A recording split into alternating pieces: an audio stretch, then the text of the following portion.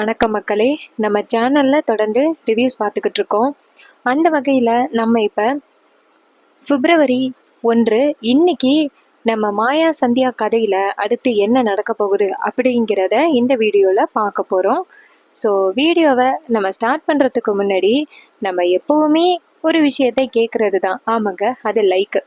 So மறக்காமல் இந்த வீடியோவுக்கு ஒரு லைக் பண்ணிக்கோங்க. ஸோ உங்களுடைய ஒவ்வொரு லைக்கும் அடுத்து நாங்கள் வீடியோ போடும் பொழுது லாஸ்ட் வீடியோ எவ்வளோ லைக்ஸ் வந்திருக்கு அப்படிங்கிறத பார்க்கும் பொழுது எங்கள் எல்லாருக்குமே ரொம்ப ரொம்ப இன்ட்ரெஸ்டிங்காகவும் மோட்டிவேஷனாகவும் இருக்கும். ஸோ லைக்ஸ் தாங்க நீங்கள் எங்களுக்கு கொடுக்குற ஒரு பிக் கைத்தட்டல் மாதிரி. ஸோ மறக்காமல் லைக் பண்ணிக்கோங்க. இந்த சேனலையும் சப்ஸ்கிரைப் பண்ணிவிட்டு பக்கத்தில் உள்ள பெல் ஐக்கானை கிளிக் பண்ணி ஆல்னு செட் பண்ணிக்கோங்க. அப்போ தாங்க புது புது வீடியோ போடும் பொழுது உங்களுக்கு நோட்டிஃபிகேஷன் வரும். ஸோ ஒரு நிமிஷத்துக்கு மேலே சப்ஸ்கிரைபை பற்றியே பேசிட்டேன் போல். ஸோ வாங்க கதைக்குள்ளே போகலாம். அதுக்கு முன்னாடி இந்த வீடியோஸ் எல்லாமே உங்களை ஃபுல் அண்ட் ஃபுல் என்டர்டெயின்மெண்ட்டாக கொண்டுட்டு போகிற வீடியோஸ் தான்.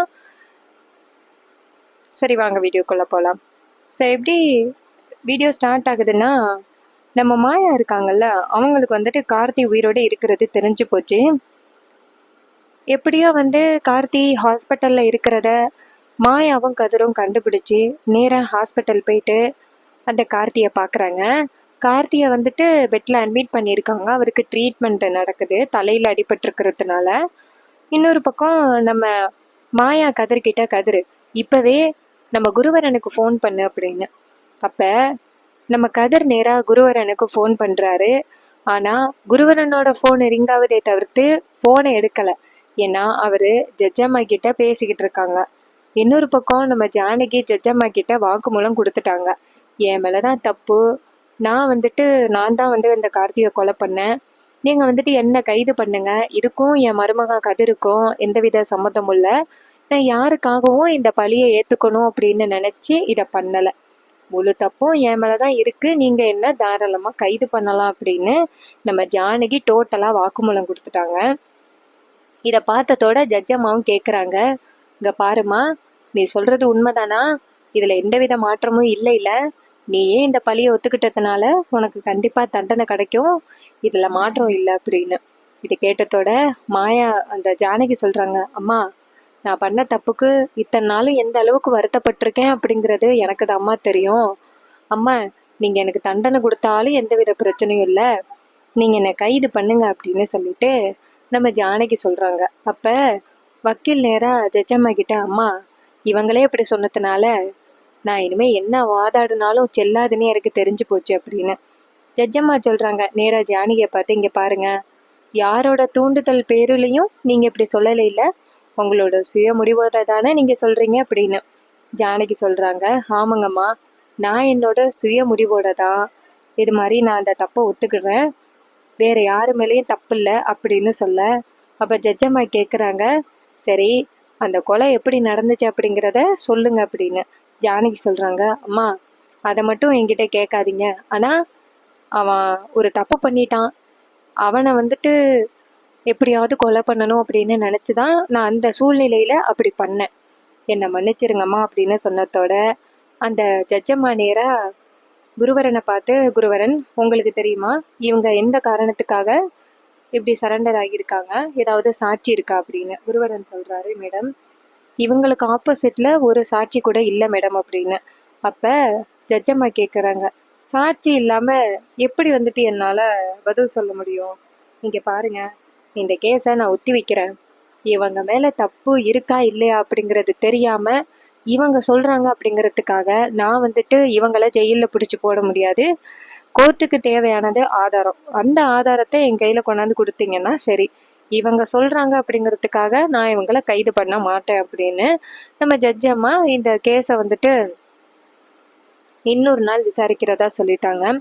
அது வரைக்கும் ஜானகி ஜெயிலில் தான் இருக்கணும் அப்படின்னு சொல்லிட்டாங்க. இதை கேட்டதோட நம்ம குருவரன் நேராக ஜானகிட்ட, அப்பாடி நல்ல வேலை ஜட்ஜம்மா ரொம்ப கோவப்படலை அப்படின்னு. ஜானகி சொல்கிறாங்க, இல்லை குருவரா, நான் வெளியில் இருக்கிற ஒவ்வொரு நாளும் அது என் குடும்பத்துக்கு தான் ரொம்ப பாதிப்பு, அதனால என் மேலே தண்டனையை நிரூபித்து என்னை ஜெயிலில் போட்டுருங்க அப்படின்னு.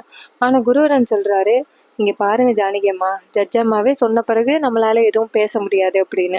இதை கேட்டதோட ஜானகி சொல்றாங்க, நான் ஜட்ஜ் அம்மா கிட்ட பேசி பார்க்குறேன் அப்படின்னு. ஆனால் குருவரன் சொல்றாரு, ஜானகி அம்மா கண்டிப்பாக நம்மளால எதுவும் சொல்ல முடியாது, அவங்க எடுத்த முடிவு தான், வாங்க போகலாம் அப்படின்னு சொல்லிட்டு ஜானகியை வெளியில கூட்டிட்டு வராங்க. வந்ததோட வக்கீல் நேரம் ஜானகியை பார்த்து, ஜானகி அம்மா உங்களோட நல்ல மனசை பார்த்துதான் ஜட்ஜ் அம்மா இதை விசாரிச்சு முடிவு பண்ணணும் அப்படின்னு சொல்லிட்டாங்க. நீங்க கொலை பண்ணீங்கன்னு சொல்றீங்கல்ல, உங்களோட ஆதாரத்தை தான் அவங்க கேட்குறாங்க. அவங்க ஆதாரத்தை மட்டும் கொடுத்துட்டா கண்டிப்பா உங்க மேல வந்துட்டு தப்பு நிரூபிக்கப்படும், உங்களுக்கு தண்டனை கிடைக்கும். ஆனா பிளைண்டா உங்க மேல வந்துட்டு இந்த மாதிரி குற்றத்தை போட முடியாது அப்படின்னு சொல்லிட்டு வக்கீலும் அந்த இடத்துல இருந்து போறாரு. குருவரன் மறுபடியும் நம்ம ஜானகியை கூட்டிக்கிட்டு ஸ்டேஷன் போறாங்க. அங்க போனதோட இன்னொரு பக்கம் நம்ம ஜானகி வந்துட்டு நம்ம மாயா வந்துட்டு நேராக குருவரனுக்கு ஃபோன் பண்ணிக்கிட்டே இருக்காங்க. குருவரன் ஃபோன் அட்டன் பண்ணி சொல்லுங்க மாயா அப்படின்னு சொல்ல, மாயா சொல்றாங்க, சார் என்னாச்சு சார், பெரியம்மாவுக்கு வந்துட்டு தண்டனையை சொல்லிட்டாங்களா சார், நாங்கள் அங்கே தான் வந்துக்கிட்டு இருக்கோம் அப்படின்னு. அப்போ குருவரன் சொல்கிறாரு, நாங்கள் எல்லாரும் இப்போ ஸ்டேஷனில் இருக்கோம், வாங்க மாயா அப்படின்னு. மாயா கேட்குறாங்க, என்னாச்சு சார், ஏதாவது பிரச்சனையா அப்படின்னு. குருவரன் சொல்கிறாரு, இல்லை மாயா நீங்கள் வாங்க அப்படின்னு. அப்போ மாயாவும் சரிங்க சார் நான் வந்துக்கிட்டே இருக்கேன், உங்ககிட்ட ரொம்ப முக்கியமான ஒரு விஷயத்த சொல்லணும் அப்படின்னு சொல்லிட்டு மாயா நேராக கதிர்கிட்ட, கதிர் இவனை எங்கேயுமே தப்பிக்க விட்டுறாத, இவனை கண்டிப்பாக அந்த புவனேஸ்வரி பார்க்க வருவாங்க, இவனை எங்கேயும் விட்டுறாத அப்படின்னு சொல்ல கதிர் சொல்கிறாரு, இவன் எங்கேயும் தப்பிச்சு போகிறதுக்கு வாய்ப்பே கிடையாது அப்படின்னு சொல்லிட்டு நம்ம கதிர் வெயிட் பண்ணிக்கிட்டு இருக்காரு. அதே நேரத்தில் நம்ம மாயா நேராக குருவரனை பார்க்க போகிறாங்க. குருவரன் வந்துட்டு ஸ்டேஷனில் இருக்காரு. ஜானகி உட்காந்துருக்கிறத பார்த்துட்டு மாயா ஓடி போய் ஜானகியை கட்டி பிடிக்கிறாங்க, பெரியம்மா அப்படின்னு. ஜானகி நேராக மாயாவை பார்த்து, மாயா இங்கே என்னம்மா பண்ணுற அப்படின்னு. மாயா சொல்கிறாங்க, பெரியம்மா இன்னரும் உங்களுக்கு தண்டனை கிடச்சிருக்குமோ அப்படின்னு நான் ரொம்ப பயந்துட்டேன் அப்படின்ட்டு நேராக குருவரனை பார்த்து என்ன நடந்துச்சு அப்படின்னு கேட்க, குருவரன் சொல்கிறாரு, மாயா அம்மா மேலே தப்பு சொல்கிறதுக்கு எந்தவித ஆதாரமும் எங்ககிட்ட இல்லையா, அதனால அவங்க இவங்களை விசாரிக்கணும் அப்படின்னு சொல்லிட்டாங்க, தகுந்த ஆதாரம் இருந்தால் மட்டும்தான் இவங்களை கைது பண்ண முடியும்னு சொல்லிட்டாங்க அப்படின்னு. இதை கேட்டதோட மாயா சொல்கிறாங்க, குருவரா நல்ல வேலை, பெரியம்மாவுக்கு வந்துட்டு தண்டனை கிடைக்காம இருந்தது நல்லதுதான் அப்படின்னு.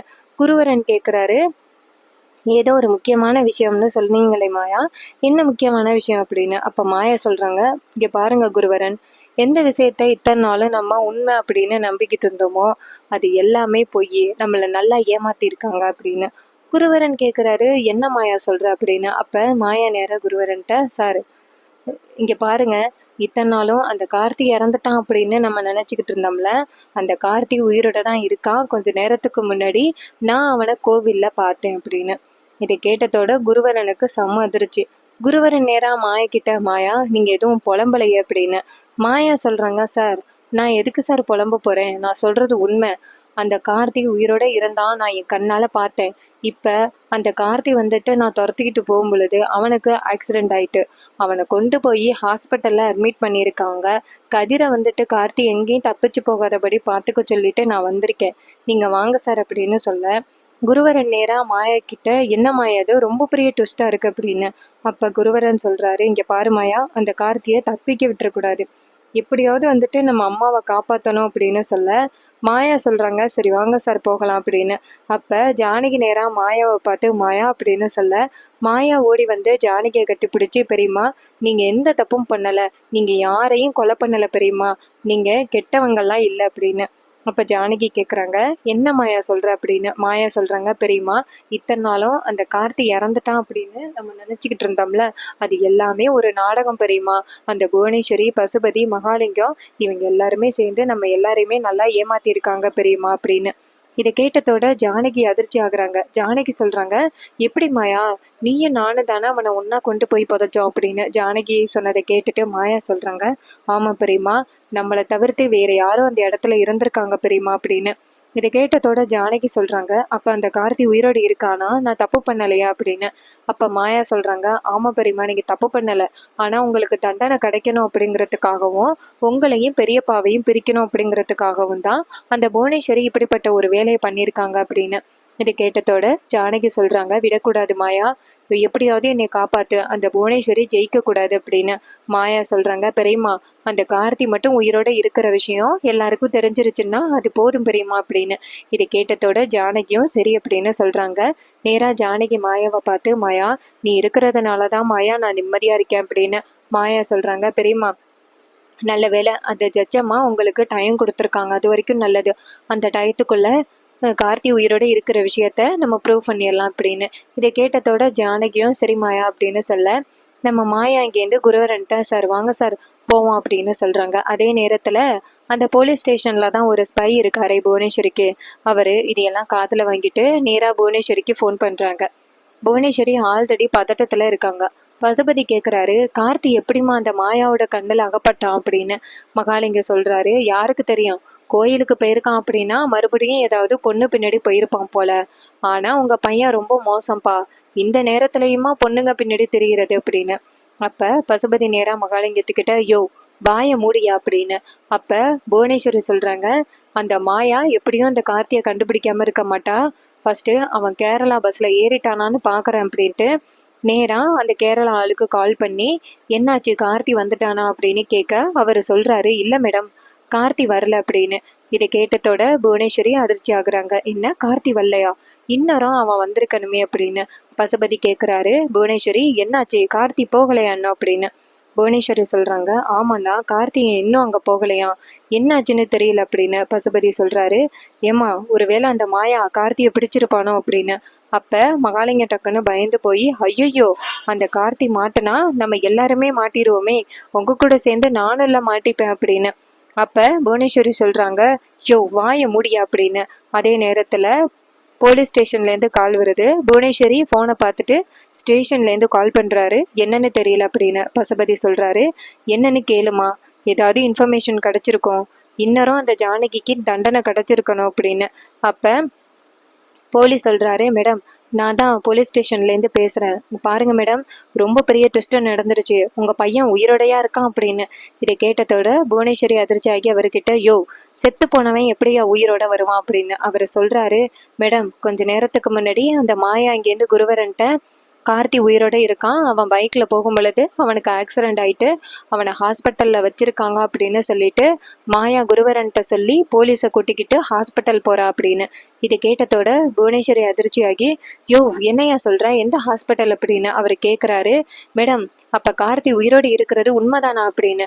புவனேஸ்வரி சொல்றாங்க, இங்க பாரு, உனக்கு கொடுக்க வேண்டிய காசை கொடுத்துருக்கேன், தேவையில்லாம இன்வெஸ்டிகேஷன் பண்ணாத, எந்த ஹாஸ்பிட்டல்னு மட்டும் சொல்லு அப்படின்னு. உடனே அவரும், மேடம், பக்கத்துல உள்ள ஹாஸ்பிட்டல் தான் அப்படின்னு. இதை கேட்டதோட புவனேஸ்வரியும், சரி அந்த ஜானகி என்னாச்சு, அவளுக்கு தண்டனை கிடைச்சிட்டா அப்படின்னு.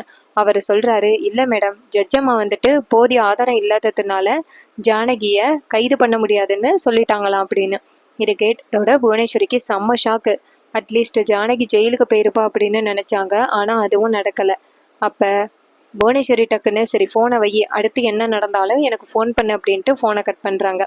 இன்னொரு பக்கம் புவனேஸ்வரி பசுபதி கிட்ட, அண்ணா, கார்த்தி உயிரோட இருக்கிற விஷயம் எல்லாருக்கும் தெரிஞ்சிருச்சு, கார்த்தி வந்துட்டு ஹாஸ்பிட்டல்ல இருக்கானா, அவனுக்கு ஏதோ ஆக்சிடென்டா, அதனாலதான் அவனால கேரளா போக முடியல அப்படின்னு.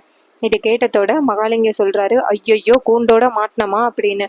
புவனேஸ்வரி சொல்றாங்க, அந்த கார்த்தியை பிடிக்கிறதுக்காக மாயா குருவரன் அழைச்சிக்கிட்டு போலீஸ் அந்த ஹாஸ்பிட்டல் போயிருக்கா, எப்படியாவது அவங்களுக்கு முன்னாடி நம்ம போகணும் அப்படின்னு சொல்ல, அப்ப மகாலிங்க சொல்றாரு, கண்டிப்பா நம்மளுக்கு முன்னாடி அவங்க போயிருப்பாங்க, நம்ம சிக்கிட்டோம் அப்படின்னு. இதை கேட்டதோட புவனேஸ்வரி சொல்றாங்க, இங்க பாரு, மரியாதை எங்க கூட இருக்கிறதா இருந்தா இரு, இல்லைன்னா ஓடி போயிரு அப்படின்னு சொல்லி பேசுறாங்க. அதுக்கப்புறம் மகாலிங்க சொல்றாரு, உங்களோட கூட்டு சேர்ந்துட்டேன்னு, இனிமே என்ன நடந்தாலும் உங்க கூட சேர்ந்து தான் நான் அடி வாங்கணும் அப்படின்னு சொல்லிட்டு மகாலிங்கம் நேரா அவங்க கூட கிளம்புறாங்க. நேரா எல்லாருமே சேர்ந்து அந்த இதுக்கு போறாங்க, ஹாஸ்பிட்டலுக்கு. அதுக்கு முன்னாடியே குருவரனும் கதிரும் போறாங்க. அங்க போனதோட கதிர் நேரா குருவரனை பார்த்துட்டு, பாத்தீங்களா அப்படின்னு சொல்ல, கார்த்தி மயக்கத்துல இருக்காரு. குருவரன் கார்த்தியை பார்த்ததோட செம்ம ஷாக் ஆகுறாரு. அப்ப குருவரன் நேரா கதிர்கிட்ட, இங்க பாரு, இவனை தப்பிக்க விட்டுறக்கூடாது அப்படின்னு சொல்ல, கதர் சொல்றாரு, அத்தையை காப்பாத்துறதுக்கு இவன் தான் திருப்பச்சிட்டு, இவனை எப்படி சார் விடுவேன் அப்படின்னு சொல்லிட்டு பக்கத்திலே இருக்காங்க.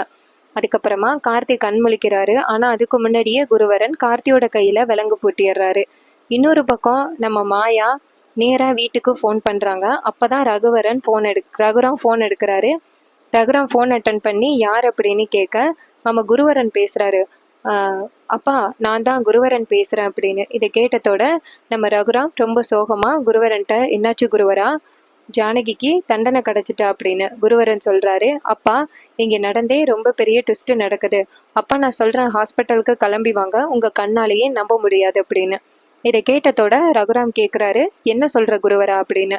அப்போ குருவரன் சொல்கிறாரு, அப்பா நீங்கள் வந்தால் தான் உண்மையை நிரூபிக்க முடியும் அப்படின்னு. இதை கேட்டதோட ரகுராமும் சரி நான் வரேன் அப்படின்னு சொல்லிட்டு கிளம்புறாரு. சிவா நேரா ரகுராம் கிட்ட, அண்ணா என்னாச்சு அப்படின்னு சொல்ல, ரகுராம் சொல்கிறாரு, என்னன்னு தெரியல, இது மாதிரி குருவரன் வந்துட்டு ஹாஸ்பிட்டல் கூப்பிடுறாரு, என்னாச்சுன்னு தெரியல அப்படின்னு. சிவா சொல்கிறாரு, அண்ணா ஒருவேளை ஜானகி அன்னைக்கு ஏதாவது ஆகியிருக்குமோ அப்படின்னு. அப்போ ரகுராம் டக்குன்னு, ஐயோ இல்லைடா அதெல்லாம் எதுவும் ஆகியிருக்காது அப்படின்னு பதட்டப்படுறாரு. அப்போ சிவா சொல்கிறாரு, அண்ணா அன்னி போலீஸ் ஸ்டேஷன் போகிறதுக்கு முன்னாடியே நீங்கள் பேசியிருக்கலாம், ஏன்னா பேசலை அப்படின்னு. அப்போ ரகுராம் சொல்கிறாரு, சிவா இரு சிவா, கண்டிப்பாக ஜானகிக்கு எதுவும் ஆகியிருக்காது அப்படின்ட்டு 2 பேருமே சேர்ந்து ஹாஸ்பிட்டல் கிளம்புறாங்க. இது எல்லாத்தையும் பத்மாவும் பார்வதியும் பார்க்குறாங்க. புவனேஸ்வரியும் பசுபதி மகாலிங்கம் எல்லாருமே அந்த ஹாஸ்பிட்டல் வரும் பொழுது பார்த்தா போலீஸ் நிறையா நிற்கிறதுனால அவங்களால உள்ளார போக முடியாது. புவனேஸ்வரி சொல்கிறாங்க, அண்ணா போலீஸ் சூழ்ந்துட்டாங்க, கண்டிப்பாக நம்மளை உள்ளார வரக்கூடாது அப்படின்னு சொல்லியிருப்பாங்க அப்படின்னு. அப்போ மகாலிங்கம் சொல்கிறாரு, போச்சு உங்கள் பிளானே சொதப்பிருச்சா அப்படின்னு. அப்போ புவனேஸ்வரி சொல்கிறாங்க, என்ன பிளான் சொதப்புனாலும் கார்த்திக்கிட்ட என்ன சொல்லணும் அப்படிங்கிறத சொல்லியிருக்கேன் அப்படின்னு. இதை கேட்டதோட மகாலிங்கம் சொல்கிறாரு, என்ன மாட்டி விட்டுறாதீங்க அப்படின்னு. அப்போ புவனேஸ்வரி சொல்கிறாங்க, உங்களை எல்லாம் மாட்டி விட மாட்டோம்னா கொஞ்சம் வாயை மூடுங்க அப்படின்னு சொல்கிறாங்க. அதுக்கப்புறமா நம்ம ரகுராமும் சிவாவும் ஹாஸ்பிட்டல் வராங்க. அவங்க 2 பேரையும் பார்த்ததோட காருக்குள்ளே இருக்கிற புவனேஸ்வரி அதிர்ச்சி ஆகுறாங்க. புவனேஸ்வரி நேராக பசுபதி கிட்ட, அண்ணா அங்கே பாருங்க ரகுராம் வந்துட்டான் அப்படின்னு.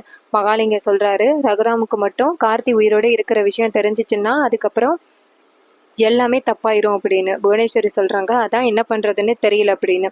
அதே நேரத்தில் நம்ம ரகுராம் வந்துட்டு நேராக அந்த ஹாஸ்பிட்டலுக்குள்ளே போகிறாரு. அங்கே போனதோட குருவரன், மாயா, நம்ம கதிர் எல்லாரும் நிற்கிறாங்க. ஆனால் நம்ம ஜானகியை மட்டும் காணும். உடனே நம்ம ரகுராம் பயந்து போய் குருவரன்ட்ட, குருவரா ஜானகிக்கு எதுவும் இல்லையே அப்படின்னு சொல்ல, குருவரன் நேராக ரகுராம் கிட்ட, அதெல்லாம் எதுவும் இல்லைப்பா, உங்ககிட்ட வேற உண்மையை காமிக்கிறதுக்காக தான் கூப்பிட்டான் வாங்க அப்படின்னு சொல்லிட்டு நேராக ரகுராமோட கையை பிடிச்சி நம்ம கார்த்தி இருக்கிற இடத்துக்கு கூட்டிகிட்டு போகிறாங்க. கார்த்தியை பார்த்ததோட ரகுராமுக்கு செம ஷாக்கு. ரகுராம் நேராக குருவரனை பார்த்து, ஏப்பா செத்து போனான்னு சொன்னவன் இங்கே உயிரோட இருக்கான் அப்படின்னு. அப்புறம் குருவரன் சொல்கிறாரு, அப்பா உங்கள் குடும்பத்தை மாட்ட வைக்கணும் அப்படிங்கிறதுக்காக அந்த புவனேஸ்வரி குடும்பம் இப்படிப்பட்ட ஒரு காரியத்தை பண்ணியிருக்காங்க அப்படின்னு. இது கேட்டதோட பேரதிர்ச்சி ஆகுறாங்க நம்ம ரகுராம் நேராக குருவரனை பார்த்து, அப்போ இது எல்லாமே அந்த புவனேஸ்வரியோட திட்டமா அப்படின்னு. அப்போ நம்ம ரகுராம் குருவரன் சொல்கிறாரு, ஆமாப்பா ஜானகி பெரியம்மாவையும் உங்களையும் பிரிக்கிறதுக்காக இந்த கார்த்தியை பயன்படுத்தியிருக்காங்க அப்படின்னு. அப்போ நம்ம ரகுராம் சொல்கிறாரு, இவங்க இப்படிப்பட்ட ஒரு கேவலமான ஆளாக இருப்பாங்கன்னு நான் எதிர்பார்க்கல, நான் போயிட்டு ஜானகியை தப்பாக நினச்சிட்டேனே அப்படின்னு சொல்லிட்டு நம்ம ரகுராம் வந்துட்டு ரொம்ப கவலைப்படுறாரு. குருவரன் சொல்கிறாரு, அப்பா இப்போ கூட உங்களுக்கு டைம் போகலை, இப்போ கூட அம்மா கிட்டே நீங்கள் மன்னிப்பு கேட்கலாம் அப்படின்னு. இதை கேட்டதோட ரகுராம் சொல்கிறாரு, அவள் முகத்தில் நான் எப்படி முழிப்பேன் அப்படின்னு ரொம்ப கவலைப்படுறாரு. இன்னொரு பக்கம் நம்ம ரகுராம், இனிமேல் நான் அந்த புவனேஸ்வரியை சும்மா விட மாட்டேன் அப்படின்னு வெளியில் வராரு. ஸோ நம்ம ரகுராம் வந்துட்டு கண்டிப்பாக புவனேஸ்வரி பண்ண தப்பு தெரிஞ்சிச்சுன்னா புவனேஸ்வரியை சும்மா விட மாட்டார். ஸோ இந்த ப்ரெடிக்ஷன் உங்களுக்கு பிடிச்சிருந்துச்சுன்னா இந்த வீடியோவுக்கு ஒரு லைக் பண்ணிக்கோங்க. ஸோ இந்த கதை இப்படி இருந்தால் நல்லா இருக்கும்ல. ஸோ இந்த கதை எப்படி இருக்குது அப்படிங்கிறத மறக்காமல் கமெண்டில் சொல்லுங்கள். இதே மாதிரி இனிமேல் அப்டேட்ஸ் நம்ம சேனலில் நீங்கள் தொடர்ந்து பார்க்கணும் அப்படின்னா மறக்காமல் நம்ம சேனலை சப்ஸ்கிரைப் பண்ணிக்கோங்க. தேங்க்யூ ஃபார் வாட்சிங்.